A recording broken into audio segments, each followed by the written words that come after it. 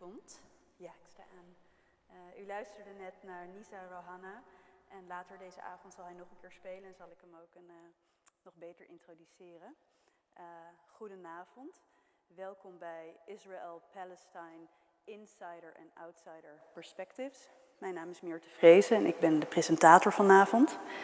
En ik keek vanmiddag nog eens naar die titel, Insider en Outsider Perspectives.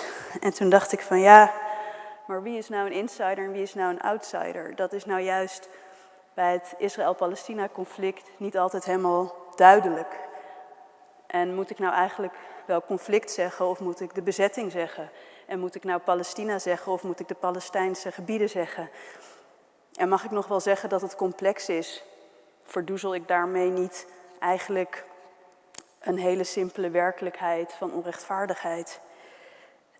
Voor sommigen zijn al deze gevoeligheden een reden om geen dialoog, avonden, debatten en programma's meer te organiseren over Israël-Palestina. Het is simpelweg te gevoelig, te polariserend. Niet alleen daar, maar dus ook hier. Maar PAX werkt in heel veel conflictgebieden en post-conflictgebieden. Van Colombia tot Irak, van Oekraïne tot Zuid-Soedan. Landen met vaak een hele gevoelige context. Ook in Israël en Palestina werkt PAX, ook een hele gevoelige context. En PAX vindt het juist belangrijk om ondanks, of misschien wel juist omdat het zo gevoelig ligt, we wel proberen het bespreekbaar te houden. En vandaar ook dit programma vanavond in het kader van PAX Power to the People, een jaarlijkse manifestatie van PAX over activisme en solidariteit tijdens de Vredesweek. Oké, dus wat gaan wij vanavond doen? Wij gaan luisteren naar Jack. Oh, he told me the English version and now I'm Munayer. Ja, oké. Jack Munayer, een Palestijns-Britse vredesactivist. En vervolgens ga ik in gesprek met Jack en Erella Grassiani van Gate 48 en met journalist Derk Walters en directeur van PAX Anna Timmerman. Eigenlijk over de publieke opinie hier in Nederland, over Israël-Palestina. Waarom is die ook zo gepolariseerd? Wat voor een invloed hebben mijn gasten op dat publieke debat? Maar ook wat kan je als NGO doen voor het conflict daar? Ben je echt een partner of loop je misschien vooral in de weg? Dat is wat we gaan bespreken, maar eerst ga ik in gesprek met Raoul Heertje over de impact van het conflict daar op mensen hier. Raoul, ga zitten.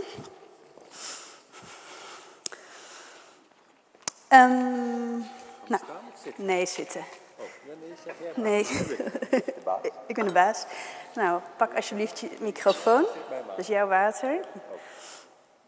Nou, voor iedereen die jou niet kent, het kan. Raoul Heertje is een schrijver en stand-up comedian. Je bent van Joodse komaf en je studeerde International Relations en Theater Studies aan de Hebreeuwse Universiteit van Jeruzalem. Maar na je studie kwam je weer terug naar Nederland. Ik heb mijn studie niet afgemaakt. Niet eens afgemaakt, nee. Dat duidelijk is. Okay. Maar na een paar jaar studeren kwam je terug in Nederland. Waar je furoren maakte als comedian en columnist. En in 2019, 2020 maakte je samen met documentairemaker Frans Bromet de tv-reeks Het Israël van Heertje en Bromet. En daar zullen we ook over komen te spreken.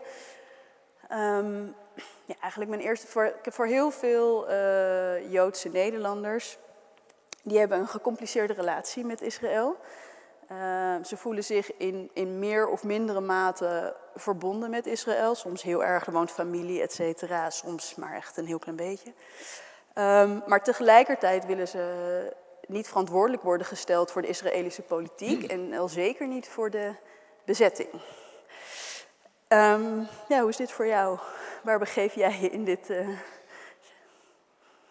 Waar begeef ik? Nou, ik vind altijd sowieso belangrijk dat ik heel duidelijk maak voor mezelf, maar ook voor anderen, dat ik alleen maar naast mezelf spreek. Dus ik weet wel dat mensen dan zeggen, oh, maar zij dit en... Ik spreek namens mezelf en dat vind ik best al behoorlijk moeilijk.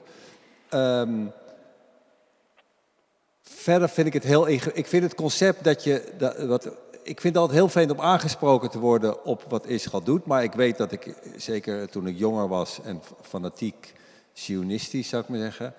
Toen zei ik ook steeds, ik moet niet aangesproken worden op de Israëlische politiek. Maar ik vond wel dat ik zelf in de verdediging mocht schieten en allemaal dingen mocht roepen. En dat is natuurlijk wat Joodse Nederlanders de hele dag doen. Als ze aangevallen worden, is weglopen en zeggen, maar ik heb er niks mee te maken, ik woon gewoon in Alkmaar.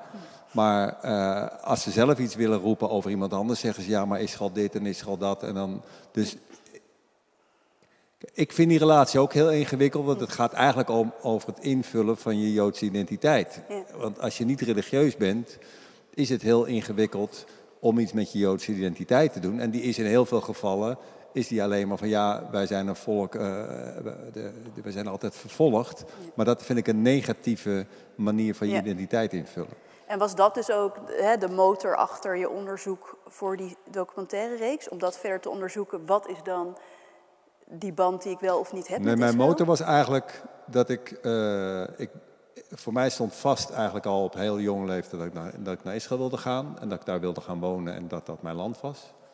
En toen was ik daar en toen was het ook alles wat ik wilde dat het was. Alleen gaandeweg kwam ik erachter ook dat ik niet wilde studeren. En dat ik, om gewoon in een land te zijn en zeggen, wat leuk, zijn allemaal Joden of zoiets, dat werkt niet erg.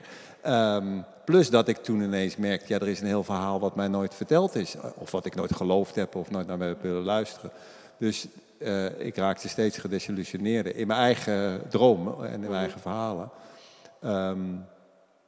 Wat was je vraag ook alweer? Nou, wat de motor was voor je onderzoek. Toen ben ik weggegaan en toen ben ik eigenlijk steeds kwader geworden. Ja. En zeker na de moord op Rabin had ik het helemaal opgegeven. Ben ik ook nooit meer naar Israël gegaan. En toen, veel later, dus toen was ik denk 15 of 18 jaar niet naar Israël geweest. Toen zei een vriend van mij, jij moet terug naar Israël. Want dat is jouw pijnlijke plek. Ja. En dat moet je onderzoeken.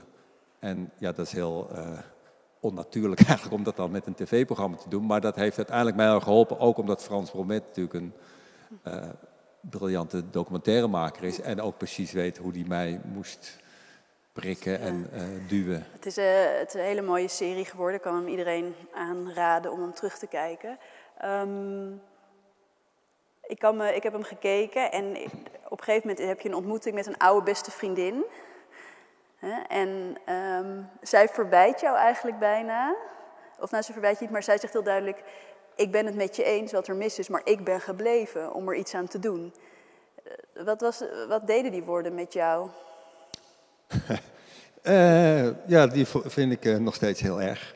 Want ze heeft al vaker gelijk. Cindy heet ze. Dat vindt ze leuk dat ik haar naam noem. Maar is dat zo? Had je daar moeten zijn? Je bent toch een Nederlander? Waarom? Nee, ik ben ook een Nederlander. Nee, het is niet een soort algemeen principe. Ik kijk altijd naar mezelf. Of keek altijd naar mezelf als ik iets niet goed vind of als er iets fout is, dat ik er iets aan ga doen. Ja. En niet omdat ik denk dat ik de hele wereld meteen kan veranderen, maar wel omdat ik dan in ieder geval voor mezelf kan zeggen, ik heb echt mijn best gedaan. Ja. En dat heb ik in het geval van Israël niet gedaan. Nee. En dat vind ik, op een of andere manier vind ik dat heel stom van mezelf. En het blijft dus ook, je bent niet naar Nederland gegaan, je hebt het niet helemaal kunnen afsluiten. Het blijft als een soort zeurend stemmetje aan je kop. Ja, ik vind het nog steeds, dus ik heb ook nu nog wel, ik heb nu wel ideeën om dat alsnog dan toch maar iets te doen. Want op een of andere manier vind ik dat, het is niet een terecht verwijt van, ik had mijn hele leven in dienst moeten stellen van de strijd voor rechtvaardigheid in Palestina en Israël. Alleen, misschien eigen bron, maar niet eigenlijk. Dat had ik misschien wel moeten doen. Maar dat kan nog steeds. Elke dag kun je dat soort besluiten nemen. Dus dat doe ik nog steeds. En afgelopen lente was er weer een eruption, hoe zeg je dat in het Nederlands? Het geweld wat er al is, leidde weer op allerlei manieren, alle kanten. En dat heeft altijd ook meteen zijn weerslag hier, op allerlei mensen. Heeft dat ook een weerslag op jou, op mentaal of op je gewoon hele dagelijkse...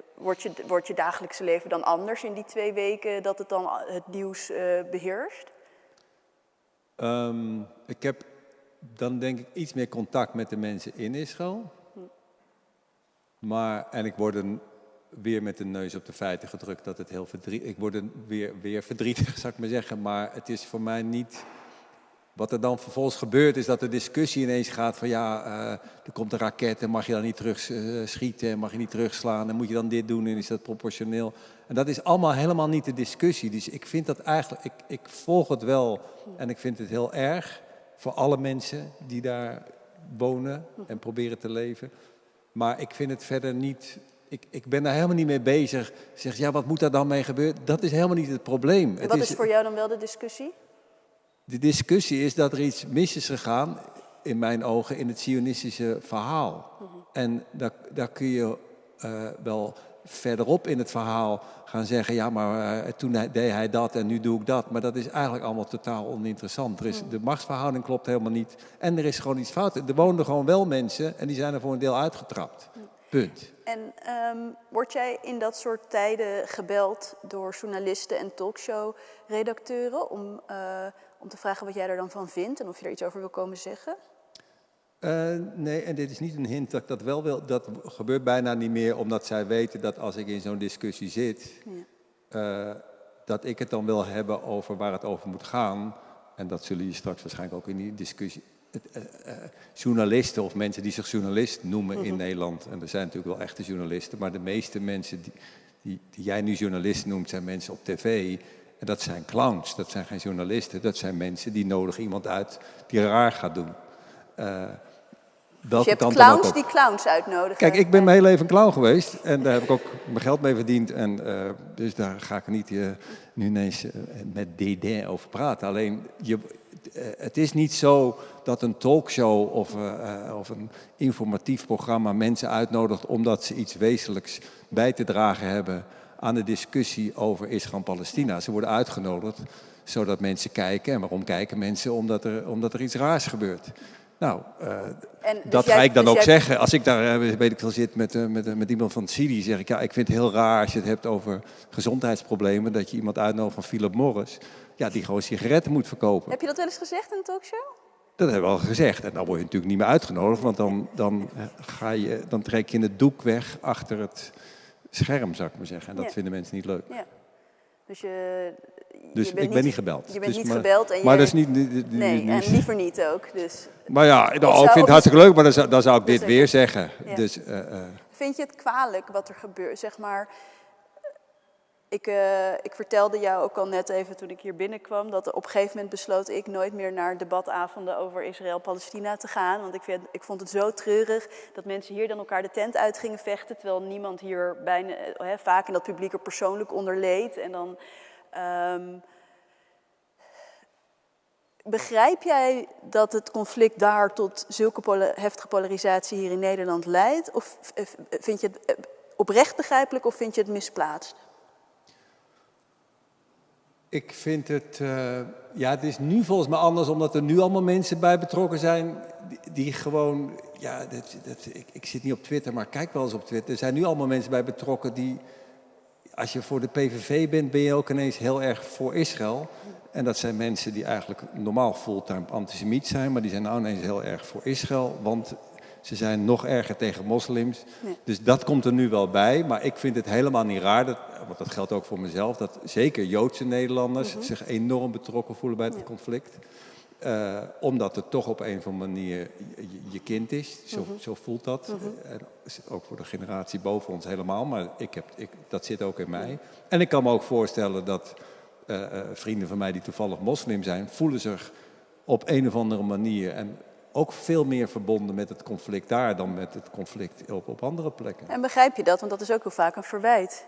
Van waarom maken jullie je zo druk over, je bent geen Palestijn, maak je lekker druk over hoe Marokko omgaat met zijn van een selectieve verontwaardiging is er. Ja, ik begrijp dat argument wel, maar dat doe ik zelf ook. Wij zijn de hele dag selecties aan het maken uit ellende om daar kwaad over te worden. Dus, en ik vind het ook helemaal niet eigenlijk ertoe doen wat ik wel of niet begrijp. Er is blijkbaar, volgens mij, wat mensen voelen, tenminste zo voel ik dat, is dat als er onrechtvaardigheid is, en die gaat over mensen, die gaat niet over mijn groepje of jouw groepje. Als er onrechtvaardigheid is, dan doet dat pijn en soms denk je die pijn ingebeeld of echt harder te voelen, omdat het voelt als de pijn van jouw groepje. Maar op een manier is het ingewikkeld dat mensen dan niet meer zich voor kunnen stellen dat iemand anders ook pijn heeft. Die twee dingen lijken elkaar uit te sluiten. En daar zijn bijvoorbeeld Joodse Nederlanders, niet alle, maar daar zijn veel Joodse Nederlanders, zijn daar heel goed in. En dan is het voordeel als Joodse Nederlander, ik heb altijd een joker in mijn zak, want ik heb de Holocaust kan ik altijd trekken. En dan hoef ik mij helemaal niks meer van iemands pijn aan te trekken. En dat verpest op dit moment ook vaak het debat. Maar bijvoorbeeld met mijn serie even duidelijk, maar ik heb daar helemaal geen nare reacties eigenlijk over gehad. Ik heb wel gehoord dat mensen er naar over geschreven hebben of dingen, maar dat heb ik niet zo erg gevolgd. En ik heb ook van veel Joodse Nederlanders hele lieve en mooie dingen gekregen. Ja. Sommige Joden voelen ook wel dat eigenlijk de Israëlische politiek antisemitisme voedt. En die voelen zich soms hier bedreigd in hun Jood zijn door wat zich daar afspeelt. Heb jij dat ook? Nee, ik vind dat volkomen waanzin. Ik geloof zeker dat er antisemieten zitten tussen de anti-Israël mensen, zoals er ook moslimhaters zitten tussen de pro-Israël mensen. Antisemieten hebben helemaal niet mij of jou of Israël nodig om antisemiet te zijn. Ik vind het een heel raar argument. Je legitimeert antisemitisme door net te doen alsof het te maken heeft met een argument. Dat betekent dus als Israël een hele goede regering heeft die alleen maar goede dingen doet, dan zijn er ineens geen antisemieten. Als het zo makkelijk was, dan was het racisme ook al lang weg. Dat is helemaal niet waar. Dus ik vind dat totale onzin. Ik vind dat ook helemaal niet. Als mensen antisemiet willen zijn, prima, doe je best. Je hebt nu zelfs politieke partijen waar je je dan bij aan kunt sluiten. Ik vind dat heel prettig. Hoe zichtbaarder dat is, hoe beter. Dankjewel voor dit verfrissende geluid, Raoul Heertje. Dank je.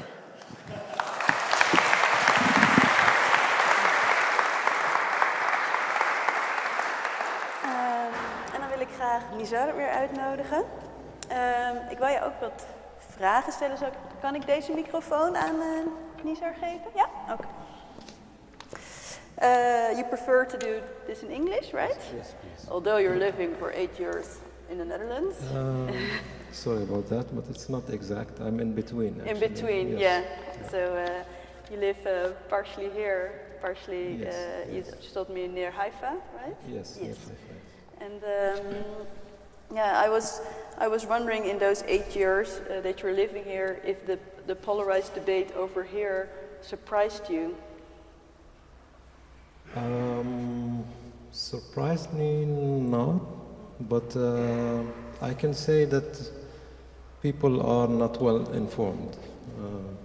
People here are not well informed. No, they're not well informed, and the media actually plays a big role in this.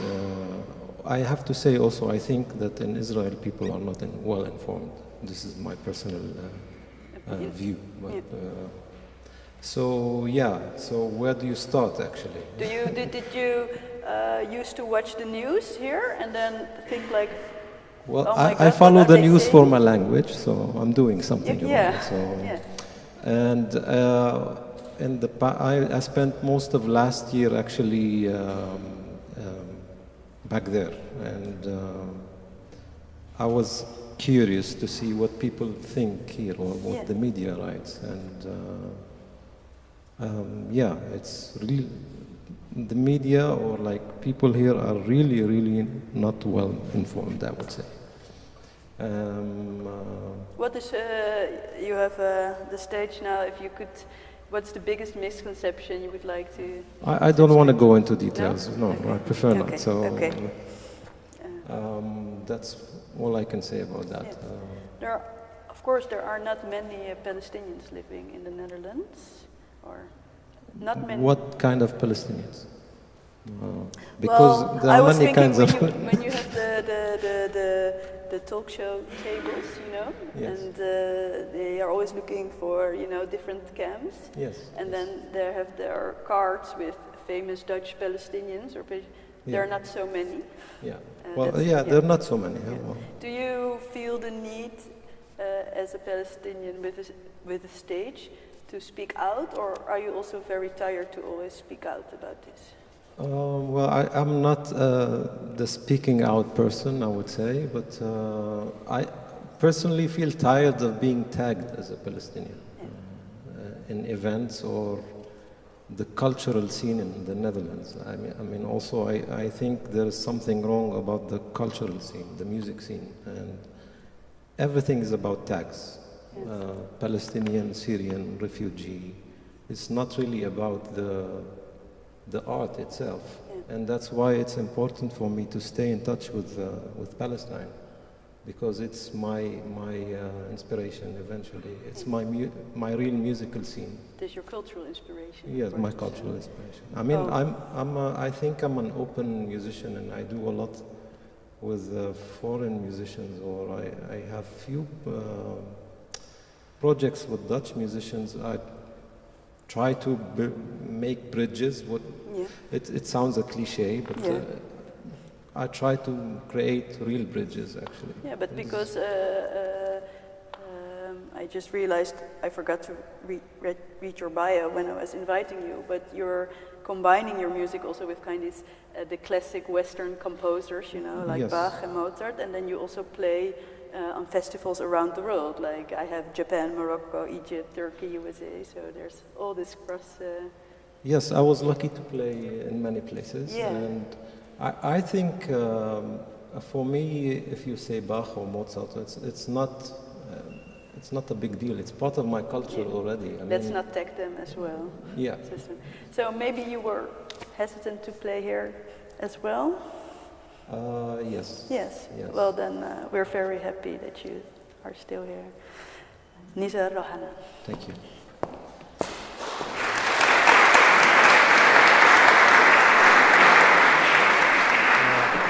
I wanna introduce the piece. Yeah, of course. I don't need the mic. So. I do. Okay. It's okay.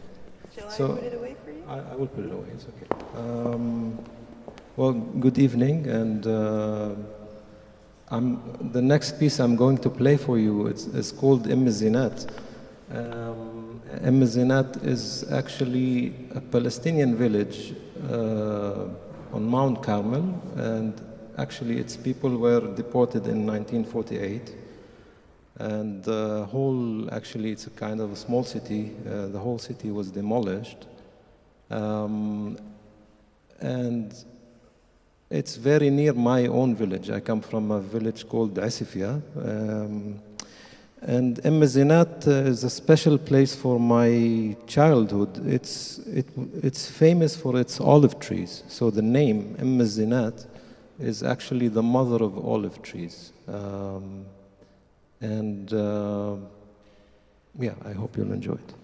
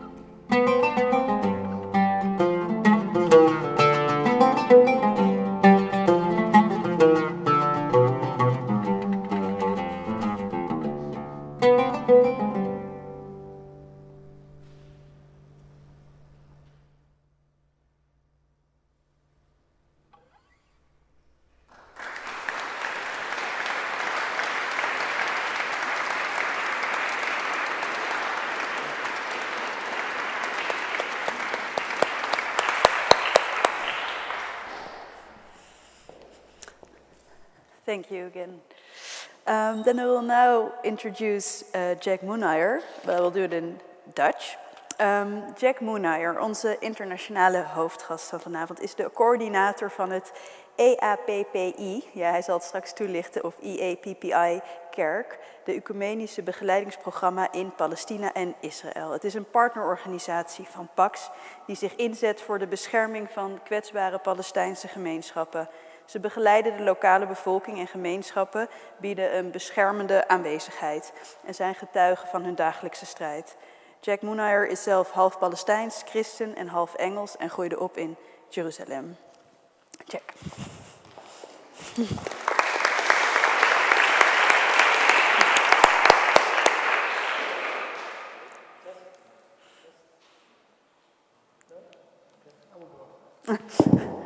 We can do it. Okay. First of all, Yatik al-Afi. God bless your hands. Akh Nizar. Thank you all for coming tonight. It's a privilege to be here with you to talk about peace and Israel and Palestine and all the subjects around this complicated issue. First of all, I want to share a little bit about myself. So as I was introduced, I'm half English. I think that's the easy side. And then the other half is Palestinian, it's Christian, and it's Israeli. What that means is that my heritage and my family is Palestinian. We're from the ancient city of Leidt, or modern-day Lod, as it's called in Israel. But I'm also an Israeli citizen. I hold an Israeli passport. What this means is that I'm one of the Palestinians that managed to stay, or my family was one of the families that managed to stay in 1948. We just heard the story of some people that were dispossessed. We managed to hide in a church and stay, and this is why I'm coming to you today from Jerusalem and not from Jordan or Lebanon or some other faraway land. And when I grew up, I was very much invested in trying to bring reconciliation and peace by engaging in joint conversations with Israelis and Palestinians. I grew up in an Israeli neighborhood. I went to an Israeli school. I speak fluent Hebrew. But something felt a little bit off for me. It felt sometimes like I'm trying to convince the person who's stepping on my neck to please stop stepping on my neck. And it just didn't seem like a constructive way for me to move forward. And I started investing in the subject of human rights, because I think that in order for us to move anywhere towards a just peace, we have to be able to realize our basic rights. And this is where I came across the EAPPI program, which stands for the Ecumenical Accompaniment Program in Palestine and Israel. I've had to practice that a few times to say it all in a row. And this program is very special. This program was brought together by the Palestinian Christian heads of churches, the leaders of churches, that were saying very much, again, a little bit like we heard, that we are very frustrated with the misinformed West. What we see in the media is not the reality of what we experience. We are experiencing severe human rights violations, and we feel that we are abandoned, we are left alone. And so there was a call to churches and international bodies around the world to send internationals to come and accompany vulnerable Palestinian civilians at military checkpoints. And so you had internationals coming who would walk shoulder to shoulder, who would live with communities and experience and witness the things that were going on. And what was quickly discovered is that if you had an international present at a military checkpoint, where hundreds and thousands of Palestinians have to go every day, the levels of abuse, the levels of violence, the levels of harassment would all be reduced if someone from the world is watching. And so the idea was to take this model and develop it to meet the needs of many vulnerable populations. The second problem that was faced is that many, many Palestinian children have to walk to school through checkpoints without an adult to accompany them, because either their parents don't have permission to go through this checkpoint, or their parents have to go through another checkpoint to get to work. And so you had many children going alone, and this made them incredibly vulnerable. And so, as part of the program, we had the internationals that would come from many countries around the world, including Netherlands, walk the children to school through the checkpoint. Children started doing better at school. They came to school less stressed, less angry, more willing to study. In very conservative communities, girls would not be allowed to go to school if they were not accompanied. And so this was also very good. And then it expanded to another area. In many of the rural areas of the West Bank, you have Palestinian children who have to walk past settlements in order to get to their schools. And when they would do so, settlers would come and either attack the children or harass them and intimidate them. And so again, children were not going to school. And so the internationals came and walked with these children from their homes to the schools.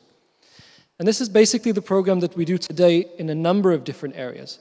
We will accompany shepherds who take their sheep out to graze near settlements and might get attacked.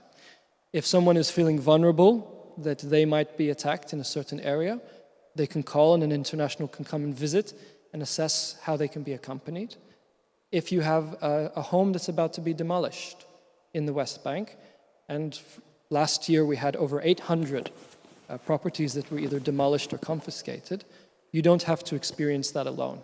You can have an accompanier that will come and document this and will be there to testify of what's the injustice that you are experiencing.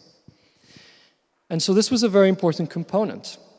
On the one hand, we are able to document and report these issues so that they can be reported on either through the United Nations or through media systems, but also that levels of violence could be reduced. But perhaps the most important point is the advocacy. When these different internationals would return home, they would be able to speak on the things that they have witnessed, the things that they have seen, and with authority. Because you're not just arguing with someone, say, online, or something that you read in the media. This is something that you witnessed yourself. And so in that sense, it was very powerful. And when you have internationals coming to try and reduce levels of violence in the West Bank, at checkpoints, etc., that's a positive thing. But you're not able to solve the problem, right? Eventually that international has to go home, and life continues as normal. The only way to bring change for this person, or contribute towards change, is to advocate about the reality of what you've experienced. And in some ways, this has been a huge contribution towards what I hope will be future peace. Public opinion does seem to be changing somewhat. There is awareness because of programs like ours and others, and Palestinian activists that are speaking about the things that they have witnessed and the things that they are saying. And so this is the strongest component that we have. Because the Israeli-Palestinian conflict, it sounds almost from the title like it's very distant, inside and out, right? But in reality, it's not just between Israelis and Palestinians. It's between Israelis, Palestinians, and the international community, especially churches and Christians. Everyone, or almost everyone, especially in the West, has had some role in contributing towards this conflict. Therefore, it is your obligation, as much as within your capacity, to contribute towards, hopefully, a solution. Now, if we think of the role of the churches in particular and Christians, for many Palestinians, the experience of engaging with Western Christians is a very negative one because of Christian Zionism, because of blind support for Israel, whether that be political, economic, or otherwise. And so what we would like to bring change, the way we would like to shift the conversation, is that this is something that you are either contributing to the problem or you are contributing towards the solution. And that apathy is not an option. And so I think that this is the one thing that we need to think about, or at least for you to think about, of not necessarily your individual role, but your role as a community. Now, the question was asked for me also, what is our contribution towards peace? This was a bit of a difficult question, I think, because each person's idea of peace might be slightly different. I like the term just peace, because here I can base my efforts in human rights, a language that everybody can acknowledge. It's difficult to talk about peace with Palestinian communities that can't even send their children to school. How can I engage and debate or try to come to a solution if I can't even send my children to school, or I can't even work, I can't even have my sheep go to graze? These questions become redundant to someone who can't even live and have their basic needs, someone who struggles to even retain their dignity because it is being taken away from them.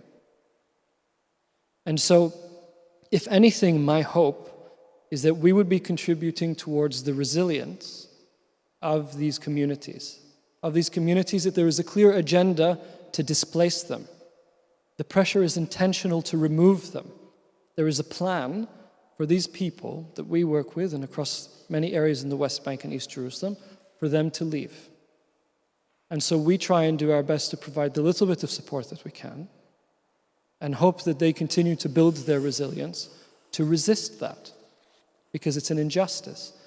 And we have to think about our role in bringing a prophetic voice to this situation.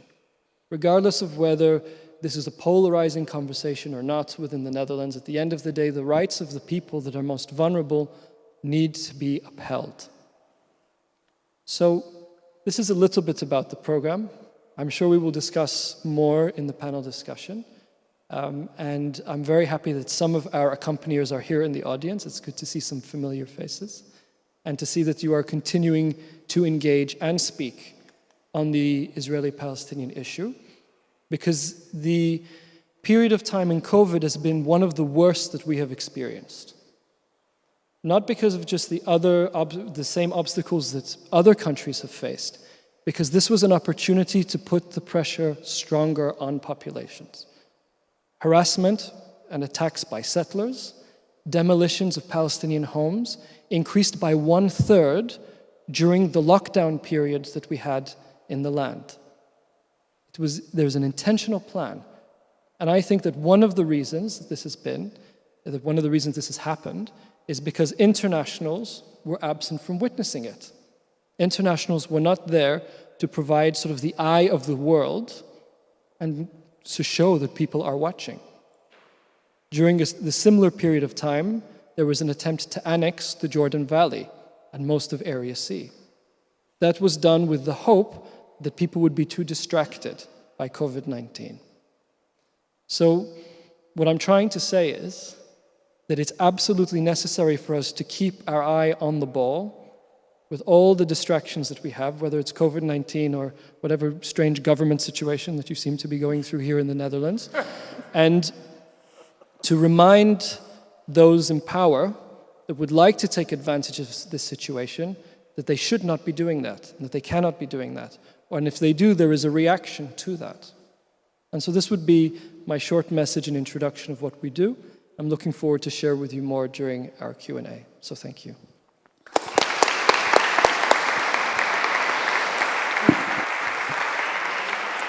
Yes.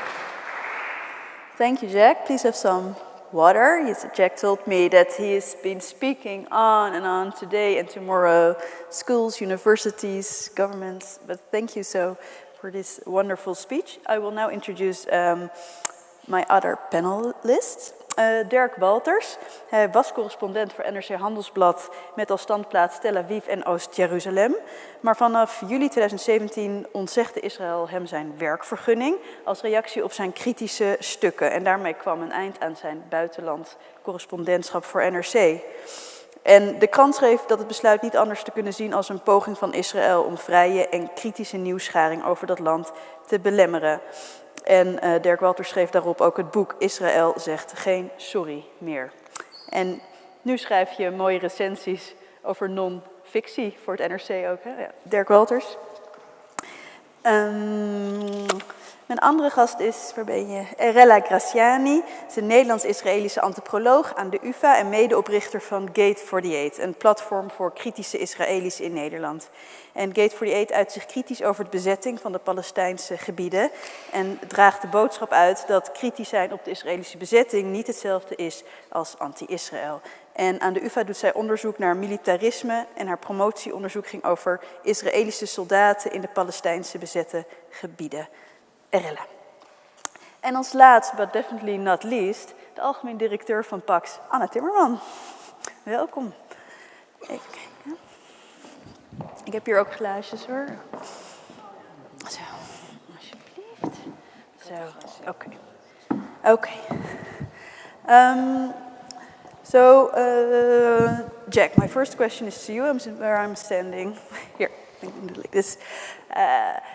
I don't know if you heard it in the introduction because I was talking in Dutch, but especially last spring when not only the violence erupted, but then also in the Netherlands the discussion erupted again, there was this talk of not calling the Israel-Palestine conflict complex. And I'm struggling with that, and I was really wondering what your thoughts are on this. It's an interesting question. Every conflict is complex, and the Israeli-Palestinian conflict has been going on for about 100 years. It's intertwined into aspects of religion, of colonialism, of politics. I mean, there's so many aspects to it that, of course, it's complex. My problem with the terminology complex is that I think it's sometimes used as an excuse not to think about it seriously, right? If it's too complex, it can't be solved. If it's too complex, we shouldn't be trying to think of creative ways of engaging with the Israeli-Palestinian conflict. And so when I normally hear this term complex, I say it's actually quite simple. And it's simple because we have been given tools in order to solve these types of situations. These tools, with all their weaknesses, are under international law. Mm-hmm. This is the language that the world has agreed to have codified into our systems in order to protect us from the types of wars that we've had in the past. And so if we follow these principles, then the answer should be fairly clear. Some things are either legal or they are illegal. And that much we can follow. Yeah. Final results of how you solve people's political disagreements with each other and these other aspects, yes, of course those are difficult. Yeah. But if we value these principles of human rights, if we value international law, then actually we do have a fairly simple way of addressing the conflict. Yeah.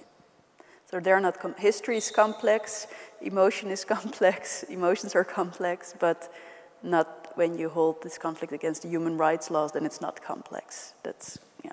I mean, it's disputed. Disputed, yeah. But we have systems in order to try and solve this. We have international courts. Yeah. We have lawyers that interpret these things for us. And Yeah. so in that sense, I think that we're missing out on a lot of things that we could use to help try and bring the solution a little bit closer. Yeah, clear. So Erella, Anna and Derk, to you. We're not doing a history lesson, but what are your thoughts on how the Israel-Palestinian conflict is represented in Dutch media? And let's say just the last 2 years, you know, to Erella, how would you describe it? Anna, do you have a mic or you have to share it? Okay. I think we can share. Okay. I think it's being shown as a very simplistic dichotomy. I think it's portrayed as something very symmetric, as sides, as violence erupting out of nowhere, giving not a lot of context. And I really agree with Nizar that also the media, it's really, I mean, I've spoken to people who were writing in the media. People just don't know enough. The journalists, the actual journalists, calling themselves journalists and work as journalists, they don't know the context. They don't do the research. And I think this is really, but especially the fact that, and I also wrote about this earlier this year, in May when it was the situation was very difficult in Israel-Palestine. I think, I'm not sure that it is, maybe I'm hurting people here, but I think a lot comes from a kind of sort of laziness and kind of making a very clear story for the Dutch public to understand, but it's a false story often. It doesn't get where it actually should go. Well, then I really would like to go to Derk now, because that's a lot of accusations against the Dutch journalism, Derk, of course. Being lazy. I'm really curious what your feelings are, your ideas about this. Well, although I'm a journalist myself, so maybe I'm one of the people that contributes to what Elena is saying. Well, I do agree with her. I think I miss a lot of context in most of the reports about Israel and Palestine. And to give one example, when the people of Gaza start going to the gates and demanding the right of return, people in the Netherlands will be saying, like, why are they doing that? I mean, they're all terrorists, like in Gaza, so why would they demand return? What kind of return would they demand? I mean, they're in Gaza, we're in Israel, like, what happens? And I think it's the obligation for a journalist to explain why they're in Gaza in the first place, because they are the descendants of the people who were pushed out of present-day Israel in 1948. So I think, of course, you cannot put that bit of context in everything you say or write, but as a journalist, I think you have the obligation to sometimes, somewhere, give that context in order to explain what's happening. But a lot of the big newspapers and how do you say that? Television news, they have correspondents in Israel. Aren't they doing their work over there? I mean, can you say you had lazy colleagues? No, most of them who are there do fairly good jobs, I would say. I think the problem is more the same thing that Raoul was saying already in the talk shows. I mean, that's the main gate, the main window through which people are viewing the conflict. Okay, so we're not really talking about newspapers, we're more talking about the talk shows? No, also newspapers. I mean, for example, the Volkskrant, which is a big newspaper, they don't have a correspondent. And the person that is writing about, not to blame her on everything, but they're writing from Amsterdam. Really? So when you're in the middle of what happened in May when I was in Israel-Palestine and I was living in Jaffa. It was very difficult to communicate with them, and I was like trying to get them to understand what was really happening. But they really, but Jaffa, I remember Jaffa as a really like cool and trendy place. I'm like, is that your knowledge about what's happening now? So that was quite... That's worrisome. That was quite worrying. Anna, you wanted to, Yeah, I think also the last years, I think the media have been influenced by this idea that they shouldn't be too left-wing. So I see it also on other stories, not just Israel, that there is a sense in the writing to be objective. So instead of explaining the news to the reader and saying, okay, this is a human rights violation, this is going on, it's more like we have to write down the different views, and then the reader can make up their own mind, as if there is a kind of unclearness. And I see this also about China or other countries, but here as well. And I also think that in parts they're not so, I mean, you can blame them, but on the other hand, they're not making any money. It's not as if they have the money to send people to conflicts and to work for a very long time on one article. And there's, I mean, journalists get very little paid. So it's not such an interesting job anymore. They go and be a communication expert for a ministry or whatever. So I think in that sense it also has to do where we're not willing to pay for news, so we're not getting it anymore. Who do you think, I don't know, maybe if you can say, but maybe also Jack can say, right now, who has the most influence on public opinion? Is it like in a country the talk show table? Is it the journalist, or is it more on social media, or is it the NGO lobbying? Like, if you want to get your message, who would be your perfect messenger? Well, I can't speak for the Netherlands because I don't really follow your media about which is the best gateway here. In Palestine and Israel, it's by far in social media. Yeah. This has been the best way to keep up to date on incidents that have been happening, whether it's in Jaffa, whether it's in Jerusalem. There's specific activists that are sharing what editors in newsrooms are refusing to put on the main stage of the media. Now, social media is also tricky. There's algorithms to distance you from being exposed to certain information. Yeah. There's difficulty in fact-checking some of this information. But if you have trusted sources on the ground as much as you can, and consistency in reliability of how they cover certain issues, you can be exposed to stories that you would normally never hear in the mainstream media. Yeah. So both of you, or your NGOs, also really have as their goal, I think maybe Gate 48 even more than PAX, but I don't know if that, to influence public opinion here in the Netherlands about Israel-Palestine. How do you do it, and do you feel you succeed? Maybe to start with Erella and then Anna? Well, I think we cannot compare the two because, of course, I mean, so Gate 48 is a very small organization. We're all volunteers. We don't have any funding, like zero, anymore, because, the big funders don't fund organizations in the Netherlands anymore on Israel-Palestine. I think it's also important because you're kind of waving it away. No, but it is important because there was also a decision made. I mean, we got funding from Oxfam at some point for a few years, and then they made a policy decision that actually all the money that they're giving will go to organizations working there, which is great. But it meant for us that we don't have any funding, which means, of course, it's a totally different situation.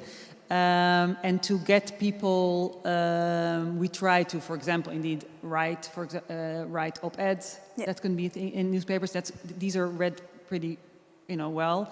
And social media. That's kind of the thing. And of course, before COVID and hopefully after, we organize events, and not only debates, but we try to use different kind of media. Also, for example. Film festivals we've had, or photo exhibitions, and inviting people from Israel-Palestine to talk. And you also take Dutch journalists to Israel-Palestine, right? Yes, we've taken also student or young politicians. We've taken them to Israel-Palestine to see for themselves what's happening. Well, like Jack said, that's important to actually know what you're talking about, and then go back to the Netherlands. And what we do when we have guests from Israel-Palestine is also take them to The Hague. For lobby meetings, for them to speak to in the ministries, to actually show, what's going on, what do we need. And this is our strength to get these people here and get really different voices from Israel, Palestine, really critical voices that are, and talk about themes that are not often heard in the Netherlands. Yeah. Anna, you wrote a op-ed? You wrote an opinion piece this year. What did you want to communicate to the Dutch audience as PAX? At that moment, we really wanted to highlight the fact that there was a big group of which Jack is part, a big Palestinian community that was deeply invested in non-violent activism. So we wanted to give a different view than the idea of, well, these are all Palestinians and they're all terrorists. So that was a little bit the thinking behind that op-ed. But in general, when I joined PAX, I came from Human Rights Watch, which has a very different role to play in this field. So we really took some time also to think, like, what is the role of a peace organization? What role can we take in the Netherlands? What role should we take? What is the added value? For us, Israel, Palestine, and I don't want to offend anybody, but it's a pretty small program in all the different countries we work in. But it is the work that gets the most attention in Dutch media. It's the work that easiest gets picked up. It's also a highly sensitive field. So for me, also with PAX, coming from the Christian peace movement, one of the first things I did was really reaching out also to to Jewish organizations to have the conversation, because the Christian field is also polarized on this issue, and also within the churches that are supporting PAX. I also started to have this conversation to kind of get a sense of what we can do as PAX. In the end, the goal is the same as Jack's. It's peace in Israel and Palestine. So I was more thinking, like, where can we have the biggest impact? And I think that an organization like PAX, different from my role when I was at Human Rights Watch, it's much more looking for the conversation and to find the people who want to keep being engaged on this issue, not in a polarized way, but more on a way as we're here having a dialogue. I think that we cannot abandon the Palestinians. I felt as if we were since a couple of last 10, 20 years. So I really would like to try to keep the issue on the agenda and show people what is really going on. And I think that in the end, it's also about what can you do in the Dutch Parliament or in the European Parliament. Yeah. And there, I think that especially coming from the background that PAX has, we have a different leverage with Christian politicians who can really be the swing vote in Parliament. I think Jack already talked a little bit about it, but when I read like a Palestinian Christian is coming, I thought, oh, that is interesting, because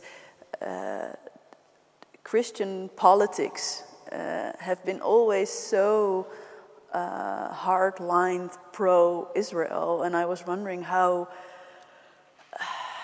Yeah, you already said a little bit in your speech, but also when you talk here to churches, how is that for you, and what is your strategy? Well, the first thing is that most of the churches that I've engaged with are not aware that Palestinian Christians exist, and that's by design. Wow. And I think it's a little bit, like you were saying earlier, it's easier to see it like a Star Wars film, right? You have one side against the other, and for parties that want to uphold Christian values, the fact that there are Palestinian Christians really messes up with this simple narrative. And it's very difficult to meet people who in theory believe the same things you do or are supposed to follow the same principles that you do, but are actively supporting the suffering of your people, that supports the historic actions that took to the displacement of my family. This hasn't happened this week, but I've met many Christians who would say that I'm an obstacle to them for the fulfillment of Christian prophecies in the Holy Land. And this was a very strange thing for me to hear, that I am somehow an obstacle, just sitting in Jerusalem. And so in this sense, I think that the danger of what some of these Christian movements, what they're actually creating is incredibly dangerous for me. If we have our Palestinian Muslim neighbors who see what Christians in the West are saying, they associate us with this, which is, of course, very dangerous. But it's also dangerous because at the end of the day, is this theology, is this political approach one that sort of blesses your neighbor, or is it one that causes them harm? Yeah. And in the reality is that it's the latter. And have you been able to directly have conversations here and lobby with Dutch Christian parties? Are they open to have a conversation with you? Not on this visit yet, but in our program we have spoken many times to members of these parties and tried to share our narrative, also through our Dutch accompaniers who can tell them in Dutch. Are you in any way optimistic? Is there any shifting, or not in the right good way, or is it as conservative as? I couldn't really say that from Jerusalem because I'm not as familiar with the context here, but the feeling that I have is that the resistance is very strong within these institutions. Yeah. That even if these individual politicians believe everything that I say, and they will join me and visit some of the communities that we work with, at the end of the day, the lobbies and constituencies limit them from actually taking action. Derk, and that will be my last question about the public opinion here. But you were sent away because you were too critical. So we have the problem of lazy journalists. We have the problem of journalists doing their work from here. But then we also have the problem that journalists that actually are doing their work are being set out of the country. Was this exceptional, or does it happen more often? Well, my case was a bit exceptional in the sense that I was actually sent away. But what I do know is that they pressure journalists, the Israeli authorities. For example, one thing about Jaffa that you were saying, like I was living in Tel Aviv for a while, and then I was asked by the tourist department of my newspaper to write a very touristy article about Tel Aviv. And I was like, well, I'm writing about the occupation all the time, so why not one touristy article about Tel Aviv? So I included Jaffa in my article, and I wrote one sentence about Jaffa, the formerly Palestinian populated city that was depopulated in 1948, and then I went along with my... You have great ice cream in Tel Aviv. So then I got a furious phone call from the PR department of the city of Tel Aviv, like, what the fuck were you thinking writing that sentence? It doesn't belong in a touristy piece. And I was like, okay, so if you are that strong about one sentence in a very innocent piece, then you can imagine what kind of pressure journalists have to endure over everything they write about Israel, about Palestine, about the occupation. And what is your new colleague doing? What is the new correspondent of the NRC? I think she's a bit more tactical than I. I mean, she really does a good job. I mean, her articles are not in any way less truthful than mine were. But I think, I mean, you have to find a strategy towards these authorities pressuring you, and maybe I was a bit too harsh on them, or I refused to cooperate, and maybe she's a little bit more tactical, and I think maybe that's the better strategy. I mean, yeah. Worrisome, yeah. Let's see the time, yeah. Of course, influencing public opinion is a big part of what PAX does and Gate 48 does, but of course another big part of what PAX does is supporting other activists and groups in Israel and Palestine, like JAX. What are the considerations PAX have in order, because it's so sensitive here, to support or not support? How do you... Is there something like objectivity and neutrality in that? Like, do you always take projects that have, like, both sides, or no? Now we're a peace movement, so we really look at what partners are interested, what kind of change they see.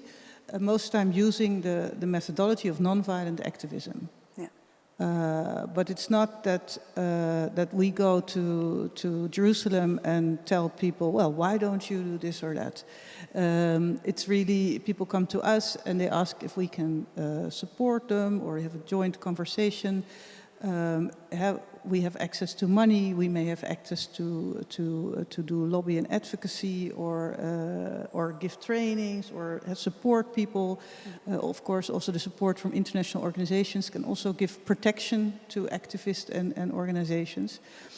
So we really look at initiatives that share the same values that we have and are looking for nonviolent activism. Is PAX almost more the back office of a peace organization over there? Do you have a lot of Dutch PAX people working over there? No. No. We have it's not a big program within PAX, but also for the bigger programs we have as little staff as we can, of course, in the Netherlands, because it's not about us, and people like Jack know better themselves what they need, and we try to provide that and support it. And I think that all the programs that maybe we had, not so much PAX, but that organization had in the past of bringing Palestinians and Israelis together, I think the sense is that most of the Palestinians give the signals that they're less interested in those programs, also because of the huge the inequality, make it almost impossible to have a real dialogue. Yeah. So I think these kind of programs, like the program Jack is working on, it has a quick result. You immediately see what the result will be. It is also a very nice project because it brings back the story. So that's really a kind of course, very ideal project. Would you also support the peace project in Gaza? We're currently not working in Gaza, but I mean, it's not that there would be a reason why not, to more practical reasons, that it's almost impossible. Yeah. Erella, in what way do you support as Gate 48 people over there? I think that's really less in our, in what we're trying to do. Again, we work a lot with a lot of partners that we work with in solidarity, either Israeli activists or Palestinian activists, and who we help by, for example, bringing them here to tell their story and to give them support and to, they really often are looking for, opportunities to go out and to speak to European audiences. And what's maybe important to say is that we don't perceive ourselves in any way as a peace organization. We're much more of a political organization. Political organization. We're an organization who works on the debate, and we have quite what some would say radical views. We are not in any way. What is your radical view? Well, we do not have a stand, for example. Well, we do not never talk about peace, and we definitely not that we don't want peace. You never talk about peace. But we don't. Well, because that's not up to us from the Netherlands to talk about peace. So, like you said, if we can help in any way that we can as a small organization in Israel-Palestine, but we know that in Israel-Palestine there are so many people who really know what needs to be done. We do not have the funding, etc., to help them, maybe as PAX would do with bigger projects. But this is not our goal. We also do not have an official goal of, for example, that some organizations have in the Netherlands of, okay, we are striving for this and this solution. Because it's not up to us to, I can tell you personally what I think would be a solution, but it's not in our, it's not in our, we're not interested in giving, in talking about the solution from here in that way. Another thing that you're doing here is kind of really make this distinction between, Israeli politics and Israel, and even like Israel and Jews. Because I've already talked also a little bit with Raoul about this, that it kind of gets mixed up a lot. Yes, that's true. And indeed, you talked about it with Raoul. I think, I was also happy with his answers. Because that's what usually happens. We talk about something happens in Israel, and we invite, again, talking about media or, who's going to talk about it, we're thinking about a Jew and, if possible, someone who's famous, and they are supposed to be able to tell us something about what's going on in Israel. And for me, that's very weird, because, yes, you can talk to a Dutch Jew about, what is that? Well, like you did with how does that work, and what does Israel mean to you, and how does this work, this Jewish identity, and finding it and looking for it, and in your youth, etc. But on something that's happening now politically in Israel, a Jewish Dutch person who's Dutch, who has been here and her family for hundreds of years, doesn't make any sense. So that, again, I come to maybe. But then how you think about, especially maybe youngsters that feel very affiliated with the Palestinian cause, who also not always make the distinction between Israelis and educate for you as your job to educate or inform this group about the distinction? Well, I think, what we would see as our job, and I think that's what we saw a lot when we took groups of young people to Israel, Palestine, and especially when we were with Christian groups, if we're in that subject already, and especially from the SGP and the ChristenUnie, they saw a different story they never saw. I mean, this is not the story they grew up with. But also others, they really started to feel conflicted. And I spoke to other youth as well, youth groups coming from the Netherlands, they feel conflicted because on one hand, they see what's happening, so they really want to say, I'm pro-Palestinian, but they really feel they have to choose. Like, you have to be pro, you have to be anti, or vice versa. And what we actually offer is a kind of very, I think, in crucial kind of gray space in which we say, and we are the examples of it, saying, but we're Israeli, and I just talked to Jack before we began, and we both said, like, we love the place where we were born, where we come from, but at the same time, I, as someone with an Israeli passport and as a Jew, also feel a very huge responsibility to speak out about what the Israeli state is doing.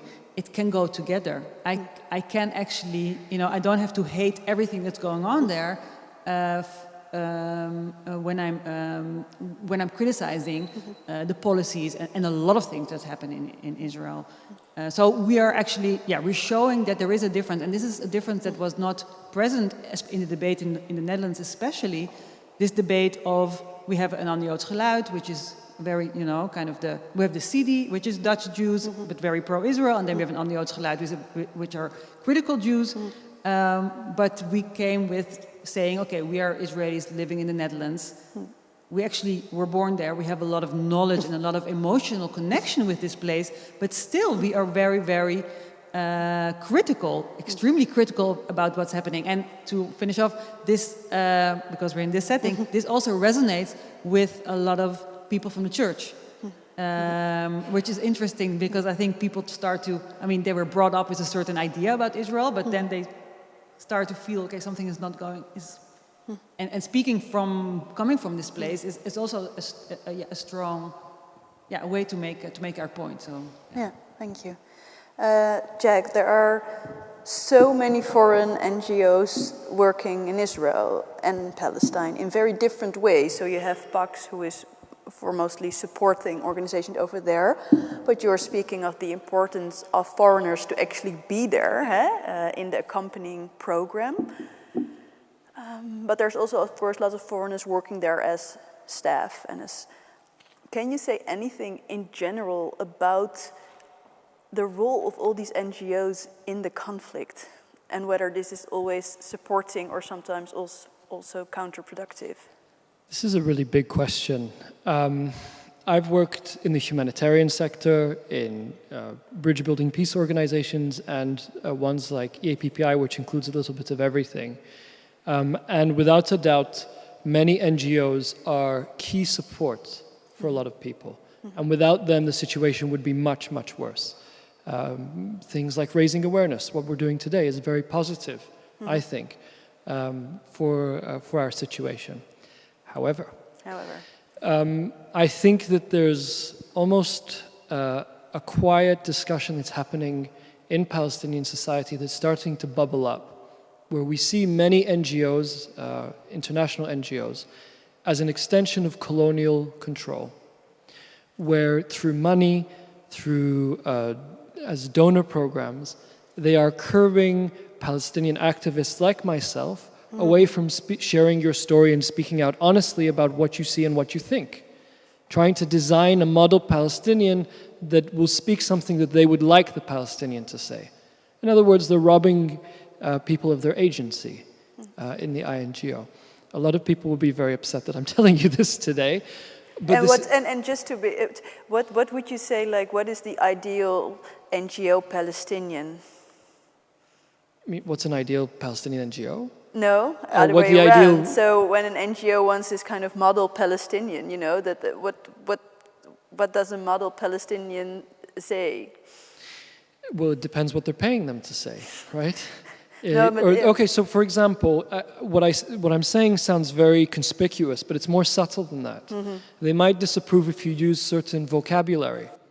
They might disapprove if you speak in a way that is more natural to you as a Palestinian, but offends their sensibility within their cultural context. Do you see what I mean? It's one that discourages you from engaging on certain issues. It's one that will invest in projects that are more suited and more comfortable to report back in your home country, but it's not what people actually need on the ground. And I think some of what we've been hearing today was actually really important. How do Palestinians really feel about this project? Is this something that they are comfortable with or less comfortable with? Do they have the agency, do we have the agency to say, no, this is absolutely not what we need? And also the danger of trying to categorize Palestinian voices or a Palestinian as one idea or one thought. Many Palestinians will disagree with what I'm saying with you today.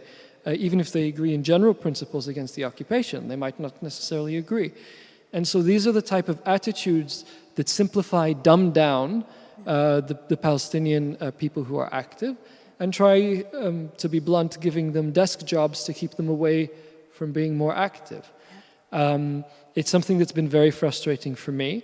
With international staff, this can be a very, very sensitive thing. To have people come with privilege, to tell you what to do in a context that they clearly don't fully understand. I've had international staff tell me that I'm not fully Palestinian by their category of what a Palestinian is. I'm just Arab or some other variation of what they think. And I've also seen the people that come to Palestine to do their trip. I do my 2 years, I can put it on my CV, and hopefully I'll get a good diplomatic job in the ministry.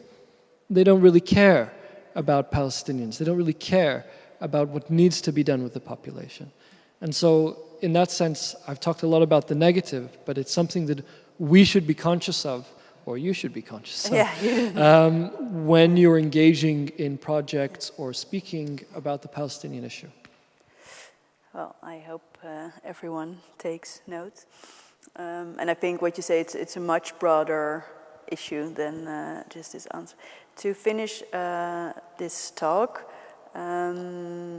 first of all, thank you all. But Jack, my last question is actually also for you, because people can also say like, oh, I'm so tired of the Israeli-Palestine conflict.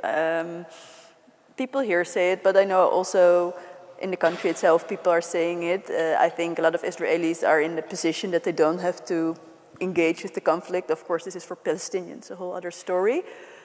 But still, you have a choice of being, you know, every day a peace activist, you know, make it your work. What keeps you, what's your drive? What keeps you going to go to these events, to speak tomorrow again? I don't know if I have much choice, to be honest. My options are to fight, to use violence. That hasn't worked. I can run away to another country. Some Palestinians do this. I can try and pretend that the conflict is not happening and try and ignore it, but the conflict has a way of catching you, whether you are in Palestine or not, or in Israel. And so I have to think, what is my role? Am I really a bystander? Am I a passive actor in this play that's going on, or am I going to do something? And so I think that that's I think, a fairly basic human impulse to try and improve the situation that you're in, especially if you're suffering. I also think that within the faith background that I grew up in, it's an obligation, it's a calling, it's a commandment to speak up for those that are oppressed, to try and assist those that are suffering, and to speak truth to power, to speak prophetically when injustice is being perpetrated by a system. Yeah. There's plenty of narratives in the Bible that discuss this, and so this, I think, is my main driving force. Yeah. Well, for more, yeah, you can.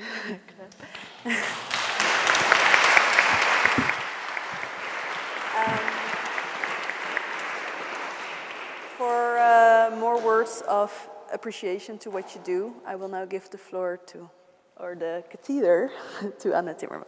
Thank you.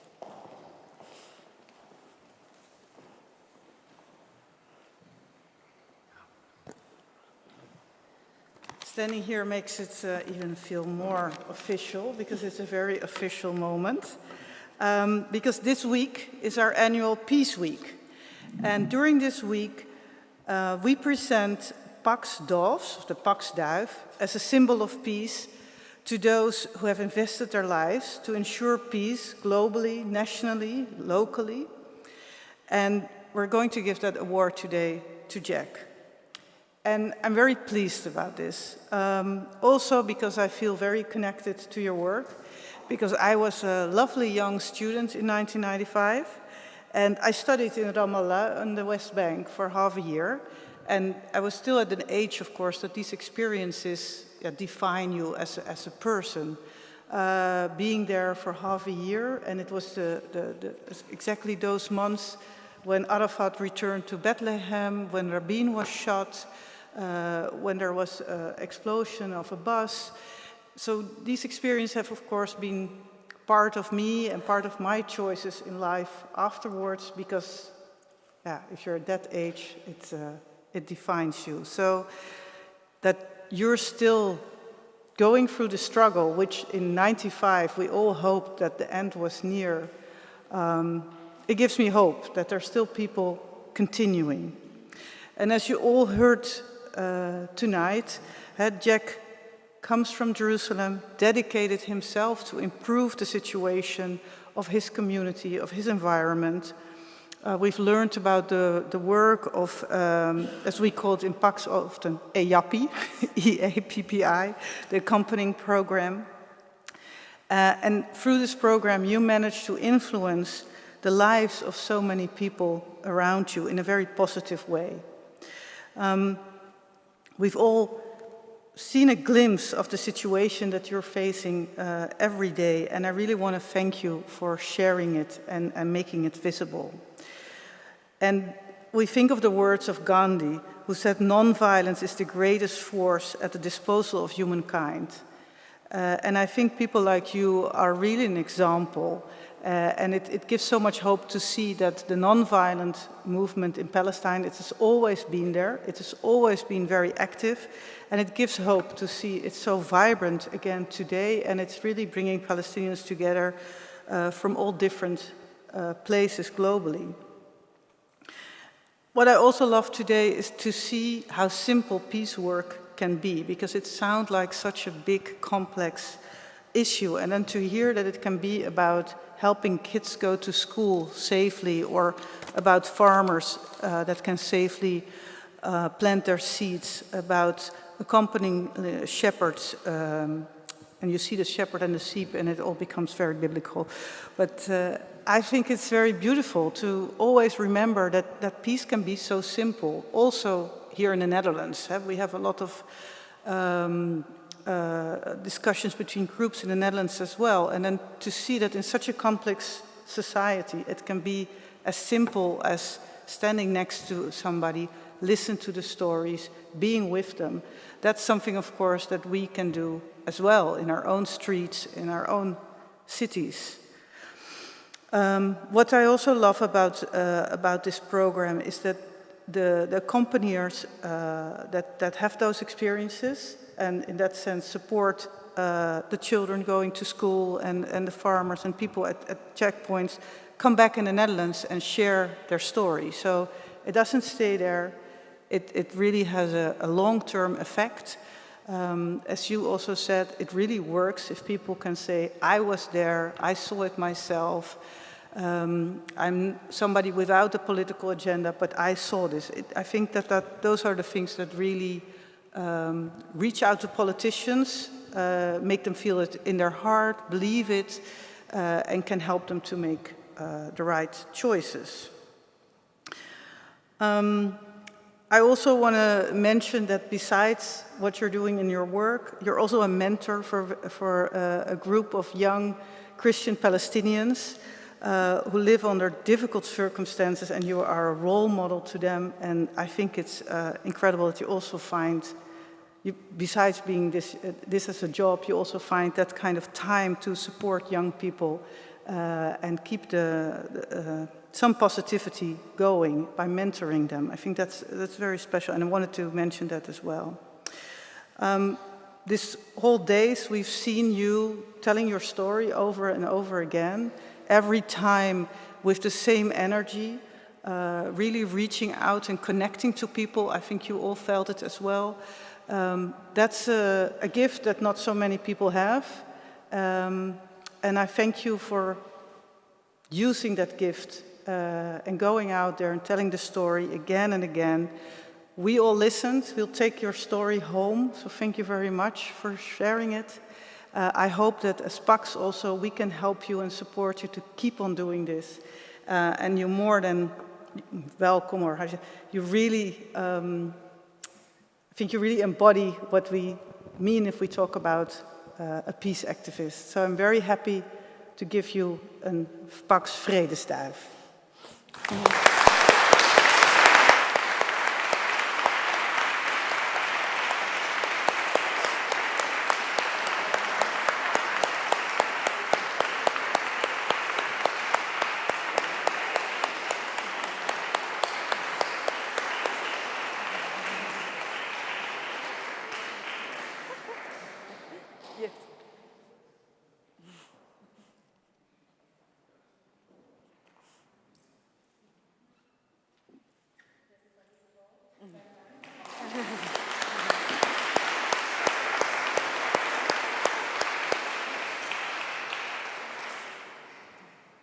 That wasn't awkward at all. A big thank you. A thank you, of course, for all of you who can share this moment with me and with all the rest of the panelists. And a big thank you to PAX. The work that we do is impossible without your support. Just as the way that you send accompaniers to accompany vulnerable Palestinian communities, you accompany us and accompany me in the Jerusalem office. And you provide us with similar levels of support to the ones that we try and provide for the rest of the community. And so we're incredibly grateful. The office is very grateful because it's a recognition of all the work that we have been doing, especially during these times that have been so difficult with COVID-19 and the situation getting worse. So it's a moment that we really appreciate and just a lot of gratitude. So thank you.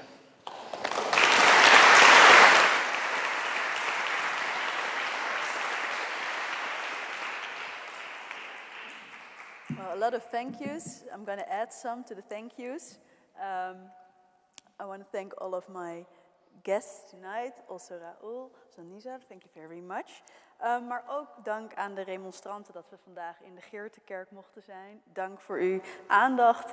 Dank voor het V-fonds, de gemeente Utrecht en de Europese Unie die dit mogelijk maakt. Dit was het laatste event van PAX Power to the People. En we drinken nu graag allemaal met u een drankje achterin en praten nog wat verder of veilig thuis. Dank u wel.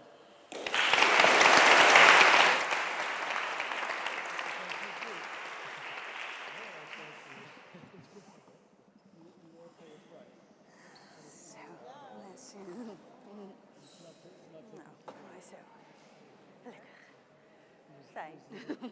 Ja, fijn.